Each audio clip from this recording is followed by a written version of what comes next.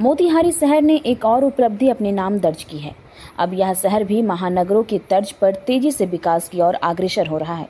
इसी क्रम में आज मोतिहारी के NH 28 स्थित क्षेत्र में दक्षिण कोरियाई ऑटो कंपनी किया का अत्याधुनिक और भव्य शोरूम किया मोटर का उद्घाटन बड़े ही धूमधाम के साथ किया गया।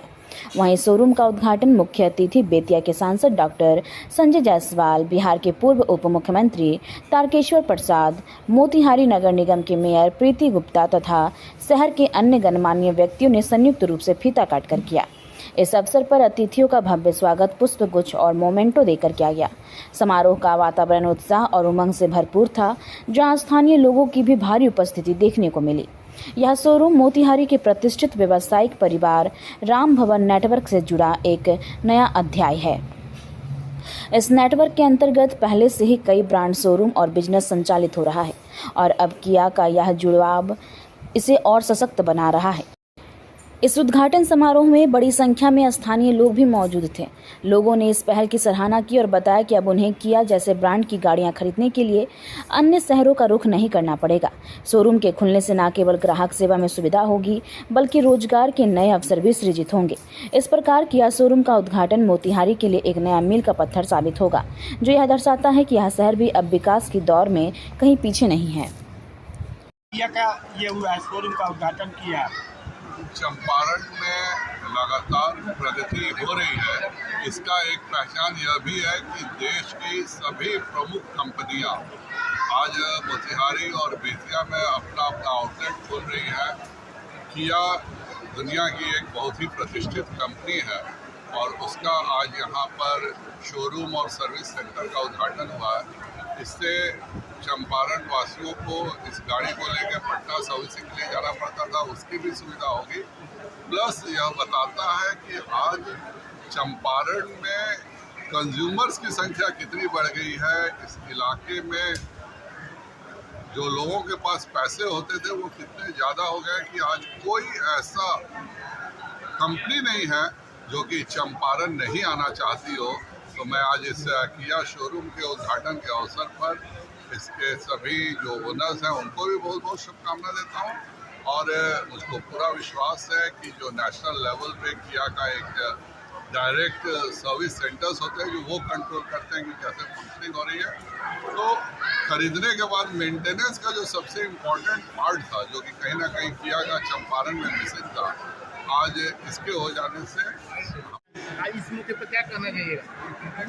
जो हमारे छोटे भाई ने कहा, संजय जी ने कहा कि विकास की गंगा बह रही है, तो ये बेतिया और मोतिहारी में ये सब चीज़ खुलना, ये चीज़ शो करता है कि हिंदुस्तान व्यापार का सबसे बड़ा केंद्र है, कंज्यूमर मार्केट है और इसीलिए बाकी देशों को हमारे देश से जलन होती है। UPI आया था तभी लोगों ने सवाल उठाया था और आज मिलियंस की हमारी इकोनॉमी है, थर्ड या फोर्थ लार्जेस्ट इकोनॉमी है। ये प्रमाण है, ये प्रमाण दिखाता है कि पूरे देश की जनता NDA के साथ है, अपने MP के साथ है और विकास की गंगा आप शुरू कीजिए भैंसालोटन से और आप चले जाइए मुजफ्फरपुर, आपको अंतर दिख जाएगा। हर हाईवे पर शोरूम और हॉस्पिटल, स्वास्थ्य, शिक्षा और व्यापार, यही 3 चीज़ से देश आगे बढ़ता है। पराक्रम हमने दिखा दिया है।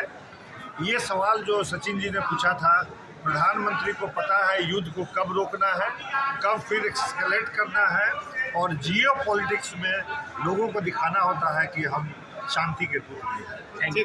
आज विलय कर रहा है और नीतीश कुमार और भाजपा को पूरी चुनौती दे रहा है, क्या कहेंगे? देखिए, भारतीय जनता पार्टी, जनता यूनाइटेड या NDA को कोई किसी प्रकार की कोई राजनीतिक चुनौती नहीं है, क्योंकि हमने बिहार को बदला और बिहार के लोगों ने उसे महसूस किया।